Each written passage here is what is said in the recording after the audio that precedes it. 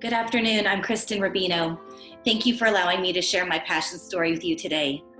Last autumn, on September 19th, I awoke to the most beautiful sunny autumn day, though immediately I knew something was wrong. I felt a strong pressure in my chest that was gradually worsening. As I went through my morning routine, I then felt a tightening in my jaw. In sharing this with my spouse and one of my colleagues, both insisted I go to urgent care. I suspected it was simply allergies or a chest cold, but the jaw pain was alarming. As I drove myself to urgent care, I kept thinking about my work commitments and telling myself I was too busy to get sick. I informed the medical staff at the urgent care clinic that I simply needed a quick chest x-ray so I could get back to my commitments. I've always led a healthy, active lifestyle, and at the time, I had no indication I was born with a congenital heart defect.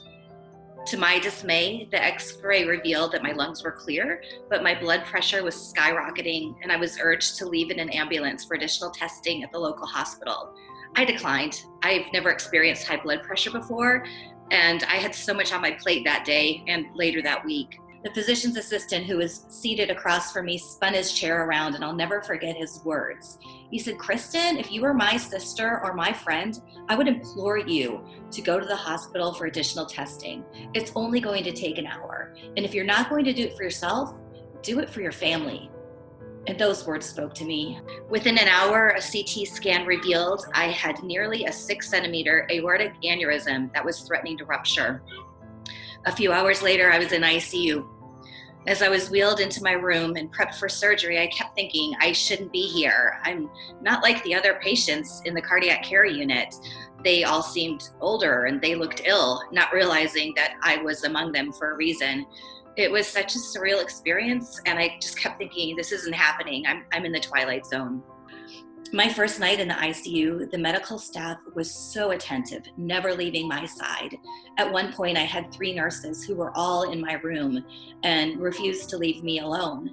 I recall around 3 in the morning, of course I hadn't slept at all. If any of you have visited anyone in the ICU, it's noise all night long. It's the worst place to try to rest. So at 3 a.m., I asked my nurse point blank, "Am I going to die?"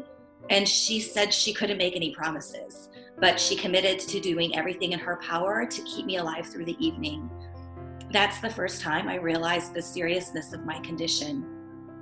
Thankfully, I made it through that night, and my surgery, although quite complicated, was a success.